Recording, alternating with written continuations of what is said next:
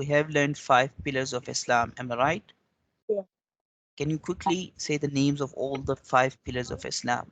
Salah, fasting, zakat, Hajj, and well, no, Hajj, Salah, fasting, zakat, and one more. Shahada. Yeah.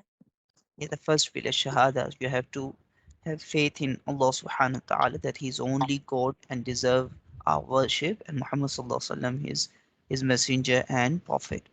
So these are the 5 pillars of Islam. Now, Hajj is one of those 5 pillars of Islam, and Hajj is a very important pillar.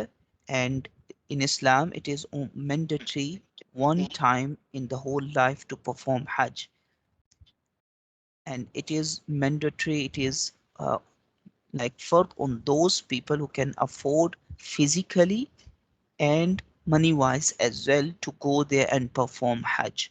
Is that clear? Yeah. On 8th Dhil Hajj, today it's 8th Dhil Hajj. We have already learned all these days, but today we're gonna revise all these Hajj rituals inshallah. First thing is to put ihram before reaching Mawaqit, before reaching the boundary of Khana Kaaba, before entering there. The Yeah. Hujjaj have to put ihram, and then the intention of Hajj, the niyyah. So then on 8th Hajj, after doing these 2 steps, they will perform Tawaf Qudum. They will perform Tawaf around the Kaaba. Now, I have told you how to perform Tawaf. Can you tell me how, like, we have to perform Tawaf? What's the process? So you go around you go around the Kaaba 7 times. We go around the Kaaba 7 times anti-clockwise. Yeah. Is that clear? Starting from black stone. So we'll Yeah. start from black stone, and that black stone is a stone from Jannah, from paradise. Did you know this before? Yeah. So that black stone, we have to start from there and go anti-clockwise around the Khana Kaaba, around the Kaaba 7 times, and that is Tawaf. So after performing complete Tawaf, the Hujjaj, they perform Sa'i, conduct Sa'i. Now, can you tell me what is Sa'i?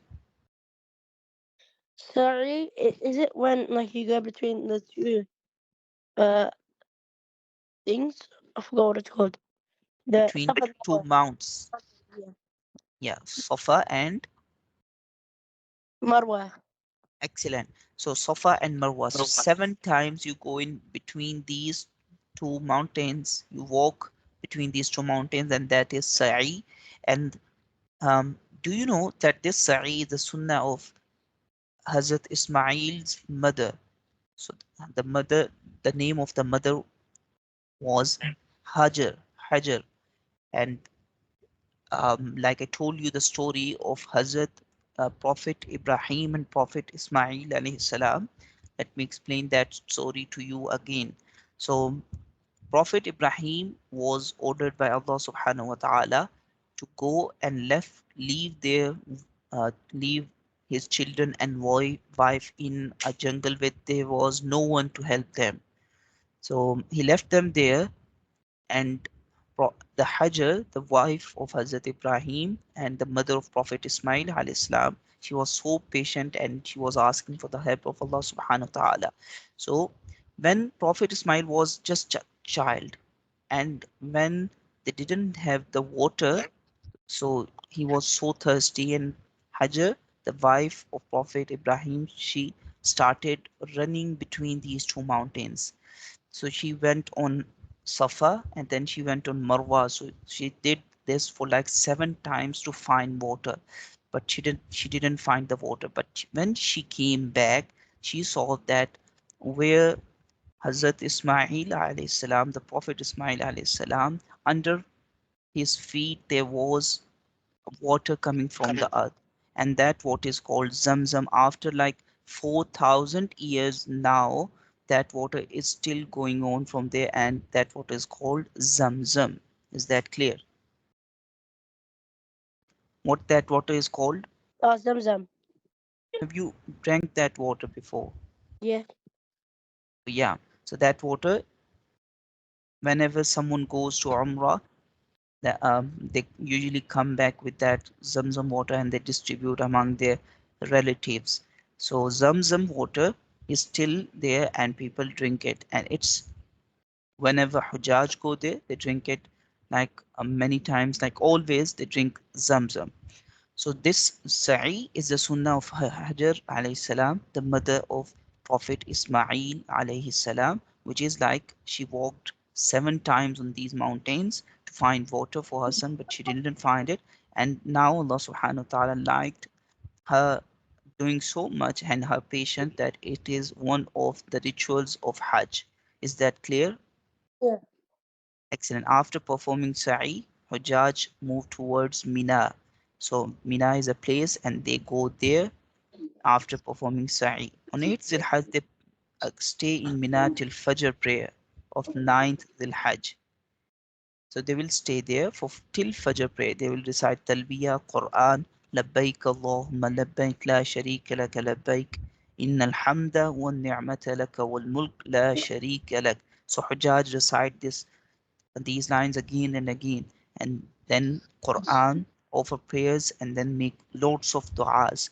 So this is 8th Dhul Hajj. Now 9th Dhul Hajj, they depart for Arafat for Dhuhr. And Arafat is a very important day. Prophet ﷺ said that Hajj is the day of Arafat. So on Arafat, people around the world they fast, and Allah subhanahu wa ta'ala forgives so many Muslims on this day if they ask for forgiveness. So make sure to fast on 9th Dhul Hajj. Is that clear? Yeah. Excellent, excellent. So fasting on day of Arafat is very important and it's so much rewarded by Allah subhanahu wa ta'ala. Reach Arafat, there is a khutbah by Imam. So Imam preaches sermon there. And then they shorten their prayer and combine Zohar and Asr. The fourth step, they move towards Muzdalifah after sunset. Yeah. They left for Mina first and they reached after Mina, they left for Arafat and then Muzdalifah. So Yeah. these are the three places Hujjaj go. So they move towards Mina after the sunset of 9th Dhul Hajj. Now, they will perform combined prayers Maghrib and Isha. They will spend night in special prayers. Just imagine in Mina there are tens and thousands of people from different countries and different backgrounds are there together worshipping Allah subhanahu wa ta'ala. How amazing that would be. Can you just imagine the scene in your brain? How amazing that scene would be. Like they are performing prayers, they are reading Quran, they are reading takbirat loudly, and they're living in tents there under the sky. So how amazing it would be. Now, after spending night there, they will collect pebbles and they will depart for Mina again for Rami. So now Rami is like to stone Shaitan and they will go there for that purpose. On 10th Dhul Hajj, now the last 10th Dhul Yeah. Hajj, on 10th Dhul Hajj it is Eidul Adha, the day of Eid. They will go for Rami of Jamaatul Uqaba. This is a name of a place where they go and they will stone Shaitan. And then second, they will sacrifice a goat or sheep. Yeah. But now they will sacrifice a goat or a sheep. So now let's hear the story before. What's the story behind sacrificing? Do you know the story between Prophet Ibrahim and Prophet Ismail al Islam? I told you yesterday a little bit. Do you remember that story? So I have told you the story of like Prophet Ibrahim, Prophet Ismail, and her mother, and the story behind Sa'i. I have told you that story. Now, do you know the The story? one, you mean the one about the Zamzam water? What did you say? The one about the water that was under his feet. Ismail. No, no, that one story is behind the story. That story is like Zamzam, the water. Yeah. Yeah, so the story behind sacrificing a goat or sheep is Ta'ala ordered Prophet Ibrahim alayhis salam to sacrifice his only one son, Prophet Ismail. And Yeah. when and he was about to sacrifice. Um, on he like put the knife on the throat of Prophet Ismail, but the knife didn't work, Ah, and yeah, there yeah, I know was, that. yeah. So then there was a sheep there to sacrifice by Allah Subhanahu wa Taala, and Allah Subhanahu wa Taala rewarded them. So they then this is the sunnah of Prophet Ibrahim, which we do on Eid al-Adha of sacrificing an animal. Is that clear? Yeah, So this is the story. So see, Prophet Ibrahim alayhi salam was tested again and again and again by Allah Subhanahu wa Taala. First, he was tested. He left he left his children, his only child actually, and her wife there on without any help in the desert where there was no one to help them except Allah. And then he was tested to sacrifice his only one son, and he did that as well. He passed that exam. And that is why Allah subhanahu wa ta'ala has included those rituals, those things in in one of the very important pillar of Islam in Hajj now. So on yeah, Eid al-Adha, we sacrifice because we follow the sunnah of Hazrat Ibrahim alayhi salam. So make sure whenever you are tested by Allah subhanahu wa ta'ala, have some patience and make sure to make du'as, and always this story should always be in your mind, in your heart as well, that Allah subhanahu wa ta'ala tested so many times Prophet Ibrahim alayhi salam, and he rewarded them amazingly. So just think about that. Now after that they trim shave off their heads. So men they will shave off their head, and the women they will just cut some hairs. Clear?